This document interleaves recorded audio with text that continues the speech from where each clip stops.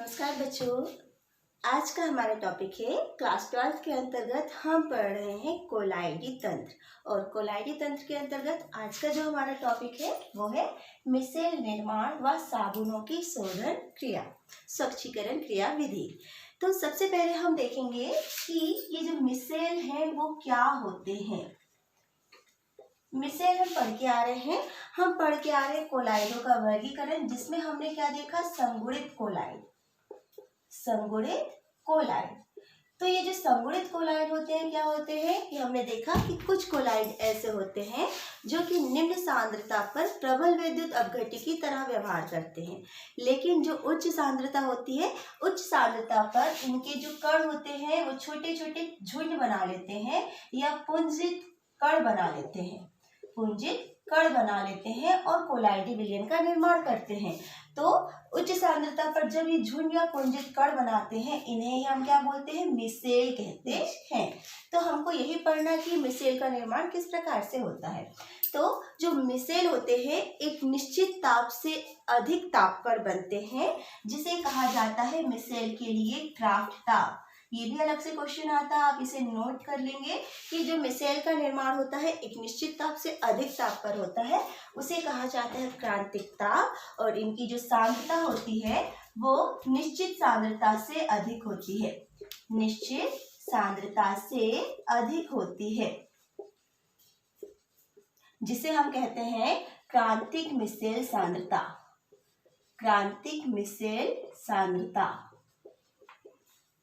या इसी को हम क्या बोलते हैं, CMC, critical micelle concentration, CMC। तो यहाँ पर जब मिसेल का निर्माण होता है तो हमें क्राफ्ट ताप मतलब निश्चित ताप से अधिक ताप की आवश्यकता होती है, और CMC मतलब कि क्रांतिक मिसेल सांद्रता की आवश्यकता होती है। तो ये होते हैं मिसेल। अब ये जो मिसेल होते हैं वो बनते कैसे हैं, तो इसके लिए हम एग्जाम्पल लेते हैं साबुन का। क्या है, साबुन भी क्या है, एक प्रकार से साबुन भी एक कोलाइड, संगुणित कोलाइड है। और क्या होता है, साबुन पे मिसेल का निर्माण होता है। किस प्रकार से होता है हम देखें तो साबुन होता क्या है, साबुन उच्च वसा अम्लों के सोडियम या पोटेशियम सॉल्ट होते हैं। ये हम पढ़ के आ रहे हैं पहले से क्लास में। उच्च वसा अम्लों के सोडियम Na या फिर पोटेशियम सॉल्ट या लवण होते हैं। अब यहाँ पर मुख्य रूप से अगर हम साबुन की बात करें तो जैसे हम पढ़ते हैं सोडियम स्टेरेट के बारे में, जानते हैं आप, सोडियम स्टेरेट।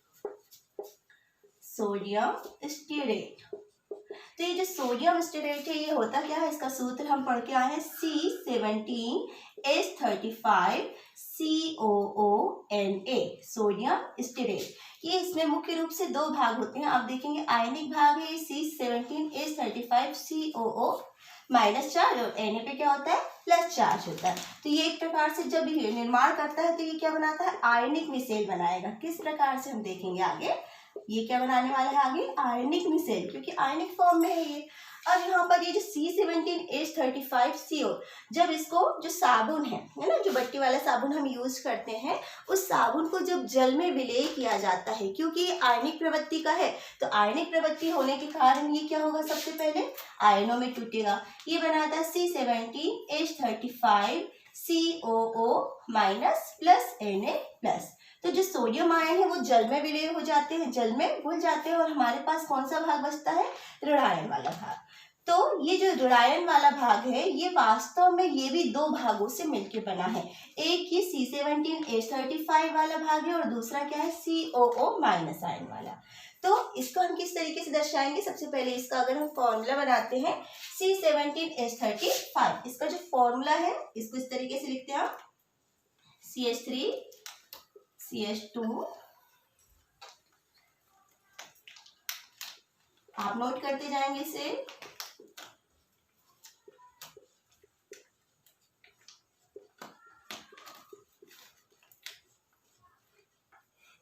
थोड़ा सा छोटा बनाएंगे कि प्लेट हमको कितने चाहिए, C17 में CH3 CH2।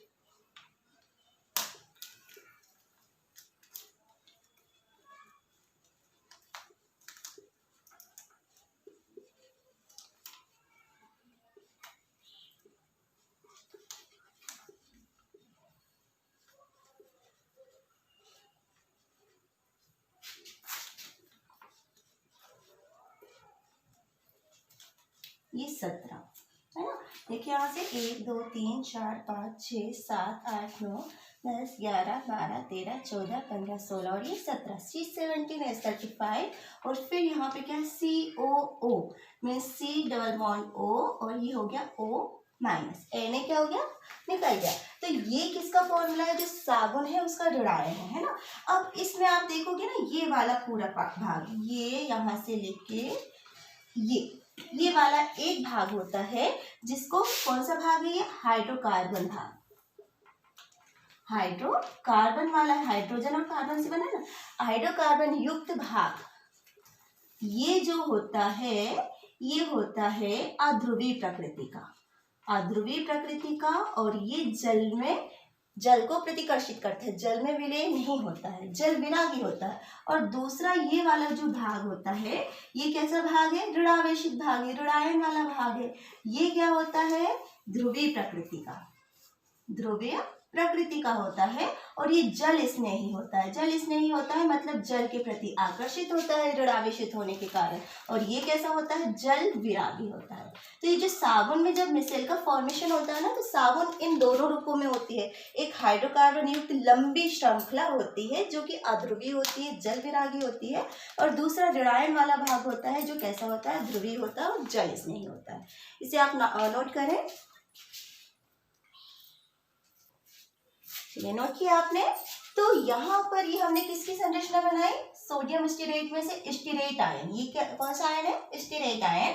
तो यहाँ पर ये जो हाइड्रोकार्बन युक्त भाग है जो एक लंबी पुच्छ भाग कहलाता है पुच्छ का कार्य करता है टेल और ये जो होता है वो हेड का काम करता है सिरा है ना। तो ये हो जाता है सिरा और ये हो जाता है टेल।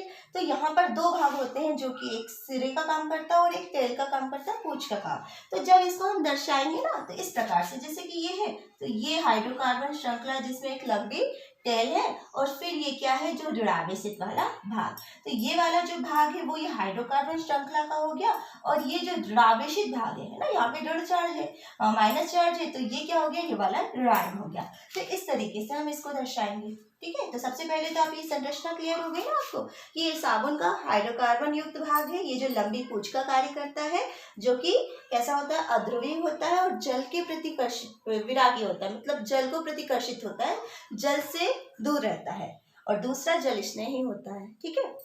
नेक्स्ट जब अब यहाँ पर जब हम साबुन का यूज करते हैं साबुन जब जल से क्रिया करता है तो किस प्रकार से करेगा।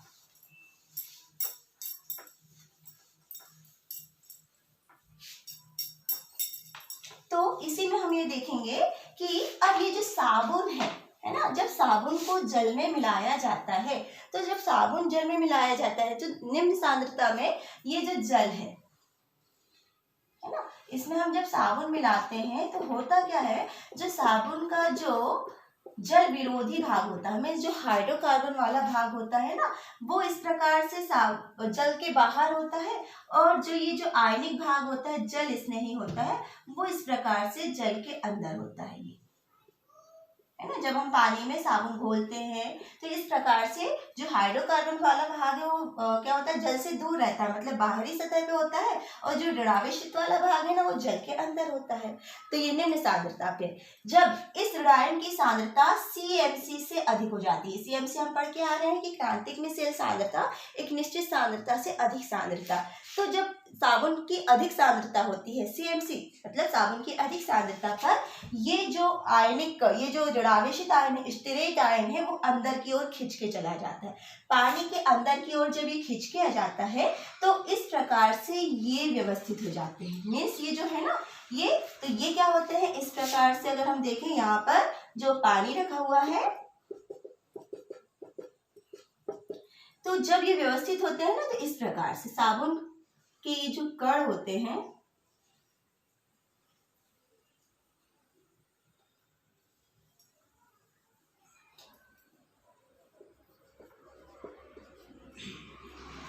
इस प्रकार से व्यवस्थित होते हैं। तो यहाँ पर ये जो इनका ये वाला भाग है कौन सा जल विरोधी भाग है वो इस प्रकार से एकत्रित हो जाते हैं कि एक झुंड या पुंज बना लेते हैं जिसको हम क्या बोलते हैं मिसेल ये देखेंगे आप। तो यहाँ पर क्या होता है, क्योंकि ये वाला भाग कैसा है, जल विरोधी है, तो जल विरोधी होने के कारण ये इस प्रकार से एकत्रित हो जाते हैं जल से दूर। और ये जो ऋणावेशित भाग है वो किसके संपर्क में रहता है, जल के संपर्क में होता है।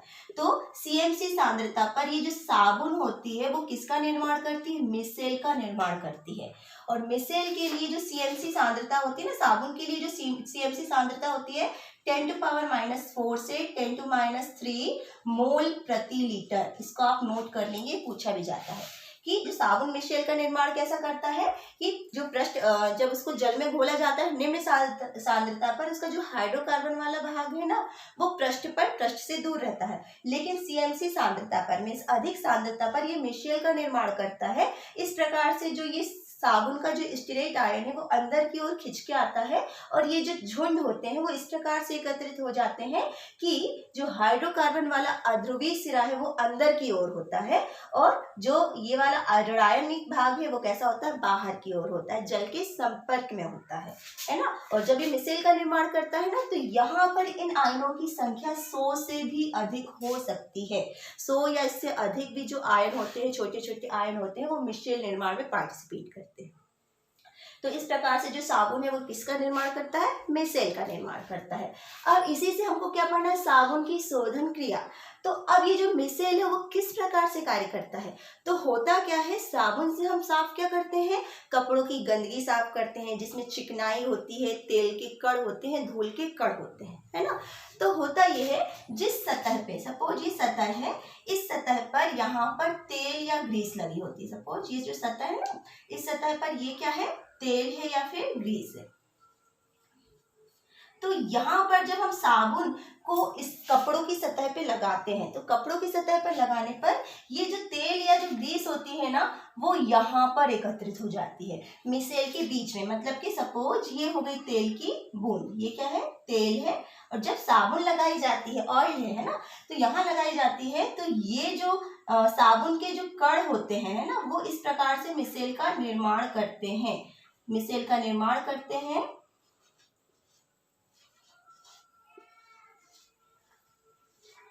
ये हो गया ये वास्तव में क्या, साबुन के स्टीरेट आयन है ना, जो हम पढ़ के आ रहे हैं संरचना। तो ये जो स्टीरेट आयन है वो इस प्रकार से मिसेल का निर्माण करते हैं और जब इनको ग्रीस या तेल, कपड़ों में जब साबुन घिसी जाती है तो ये जो तेल या ग्रीस होता है ना, ये जो अध्रुवीय भाग है जो कि जल विरोधी है ना, जल से दूर है, यहाँ पर जो तेल की बूंद है वो एकत्रित हो जाती है। जब हम साबुन कपड़ों में लगाते हैं या चिकनाई में लगाते हैं ना, तो इस भाग में जो तेल की बूंद है वो एकत्रित हो जाती है, मिसेल का निर्माण कर लेती है। और जैसे ही पानी से कपड़ों को स्वच्छ किया जाता है तो पानी के साथ ये जो पूरा भाग है वो पानी के साथ क्या हो जाता है, बाहर हो जाता है, पानी के साथ बाहर हो जाता है। मतलब कि कपड़ों में जो भी अशुद्धियां होती है, धूल के कण होते हैं, तेल होता है, वो साबुन लगाने के पश्चात मिसेल का निर्माण करते हैं और मिसेल के निर्माण के पश्चात ये क्या होते हैं, जल के साथ तीव्रता से बाहर निकल जाते हैं और कपड़े साफ हो जाते हैं साबुन से। तो यही होती है साबुनों की शोधन क्रिया, जिसमें हम पहले बताते क्या है कि जो साबुन है वो मिसेल का निर्माण करता है। किस प्रकार से करता है, हमने देखा ये सीएमसी सांद्रता पर, मतलब अधिक सांद्रता पर ये मिसेल का निर्माण करता है। और जब इनको अशुद्धियों पे लगाया जाता है जहां पर ग्रीस या तेल होता है, उनके साथ ये जो मिसेल होते हैं इस प्रकार से अणु निर्माण करते हैं। इस प्रकार से कोलाइडी तंत्र, या इसको कहा जाता है एक्चुअली में पायसीकारक, है ना, पायसीकरण करते हैं। पायसीकरण, तेल की जो बूंदें होती है ना वो जल के साथ पायस बना लेती हैं और पायसीकरण की प्रक्रिया के दौरान ये बाहर निकल जाती है और जो कपड़े रहते हैं वो स्वच्छ हो जाते हैं। तो इस प्रकार से आप क्या समझाएंगे, साबुनों की क्रियाविधि। आप बिल्कुल बताएंगे कि जो साबुन होता है जो उच्च क्या होता है, सोडियम और पोटेशियम वसाम्लों के, उच्चतर वसाम्लों के सोडियम और पोटेशियम सॉल्ट होते हैं, जो कि स्टीरेट आयन होता है। स्टीरेट आयन है वो दो रूपों में, दो भागों में होता है। एक होता है अध्रुवीय भाग, हाइड्रोकार्बन वाला, जो पूंछ का निर्माण करता है, और दूसरा होता है अध्रुवीय भाग जो सिरा का निर्माण करता है। और जब मिसेल बनाते हैं तो ये होता है जल स्नेही, ये होता है जल विरोधी, जिसके कारण ये जल के अंदर जाके इस प्रकार से मिसेल का निर्माण करते हैं। और इसी मिसेल पे जो तेल या जो ऑयल की बूंदें होती हैं वो एकत्रित हो जाती हैं और पानी के साथ स्वच्छ करने पर बहकर बाहर निकल जाती है। तो इस तरीके से आप समझाएंगे इस पूरी क्रियाविधि को। तो आप इस वीडियो को अच्छे से देखें और किस प्रकार से मिशेल का निर्माण होता है, साबुनों की शोधन क्रिया विधि जब पूछी जाती है तो आपको ये चित्रों के माध्यम से लिखकर सारी चीजें समझानी है। ठीक है, तो आप इसे देखें वीडियो को और ध्यान से समझें और नोट करें। Thank you.